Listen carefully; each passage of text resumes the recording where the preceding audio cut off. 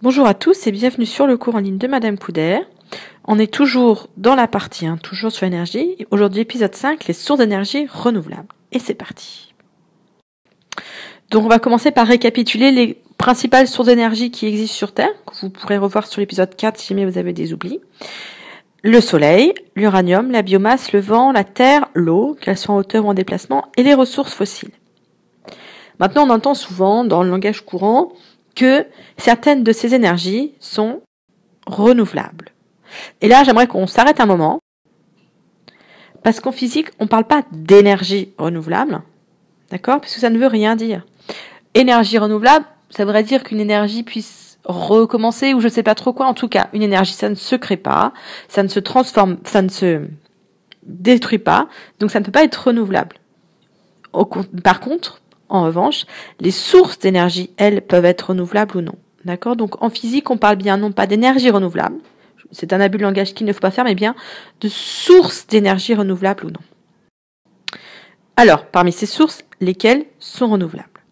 Alors, vous devez le savoir, le soleil est une source d'énergie renouvelable, le vent également, la terre, tout ce qui est géothermie, l'eau, et on sait également que les ressources fossiles ne le sont pas, et que l'uranium non plus.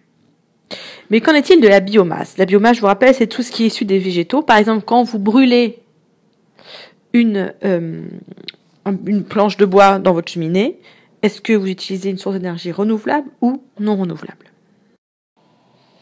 La définition courante pour une source d'énergie renouvelable, c'est une source d'énergie dont l'utilisation ne diminue pas la ressource. C'est-à-dire que, par exemple, le soleil, qu'on mette un panneau solaire ou qu'on mette pas de panneau solaire, ça n'a aucun impact sur le stock d'énergie que possède le soleil. D'accord? Le soleil l'énergie que dépense le soleil ne dépend pas de si les hommes mettent des panneaux solaires ou pas sur leur maison. Pareil sur le vent. L'énergie qu'a le vent ne dépend pas des éoliennes. Et pareil sur la géothermie. Alors sur l'eau, on voit déjà que ça commence à être un peu plus tangent dans le sens où l'eau, quand on la fait passer à travers un barrage, cette énergie est transmise au barrage et l'eau, elle descend. Donc quand on utilise l'eau dans le barrage, elle descend, donc elle perd de l'énergie. Après, elle sera descendue de la montagne de toute façon. Donc, effectivement, c'est renouvelable. En revanche, l'uranium, quand on le met dans une centrale nucléaire, il va y avoir une fission qui n'aurait pas lieu dans la nature. Donc, on a bien quelque chose qui diminue le stock d'énergie que possède l'uranium. Donc, elle n'est pas renouvelable. Pareil pour les ressources fossiles. Le pétrole, le gaz naturel, on les brûle pour récupérer leur énergie chimique. Si on les brûle, c'est bien qu'on les utilise. Donc, il y en a moins au départ qu'à l'arrivée. Donc, c'est bien une ressource non renouvelable. Si on prend cette définition-là, la biomasse devrait ne pas être une source d'énergie renouvelable, puisque quand on fait brûler du bois, à la fin, il n'y a plus de bois. Mais ce n'est pas le cas. Effectivement, la biomasse est bien une source d'énergie renouvelable. C'est pour ça qu'on parle de biocarburants, etc. Les biocarburants, ce sont bien des sources d'énergie renouvelables. Pourquoi? Parce que la définition du sens courant, il faut s'intéresser non pas à la définition dont on a l'impression, mais à la vraie définition, qui est une source d'énergie, donc dont l'utilisation ne diminue pas la ressource, mais surtout à l'échelle d'une vie humaine. Et c'est ça qui est très important, c'est l'échelle d'une vie humaine. Concrètement, l'eau dont on parlait tout à l'heure, elle descend de la montagne, mais grâce au soleil, elle va pouvoir remonter en haut de cette montagne et réalimenter une rivière qui va réalimenter un barrage. Quand vous allez mourir, il n'y aura pas moins d'eau en haut des montagnes que quand vous êtes né. Pourquoi? Parce que le soleil aura remonté plusieurs fois l'eau au cours de votre vie. C'est ce qu'on appelle le cycle de l'eau.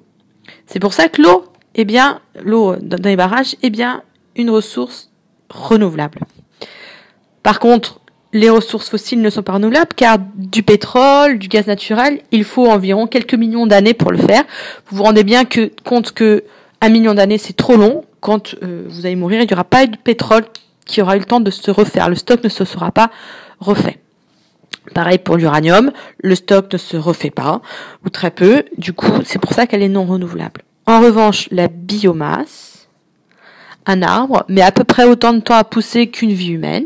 Donc, on peut considérer qu'une fois que vous avez brûlé votre planche de bois, elle s'est dégagée en CO2 dans l'atmosphère. et que ce CO2 va se fixer dans les plantes et va faire pousser d'autres arbres.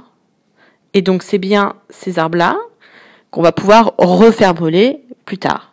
Donc on va considérer qu'il y a à peu près autant d'arbres qui sont sur Terre quand vous allez mourir que quand vous êtes né. Attention, bien évidemment, on en voit bien qu'il y a des problèmes plus complexes, c'est-à-dire que d'où vient l'arbre. S'il vient d'une forêt gérée, d'une forêt bien gérée, c'est une ressource renouvelable.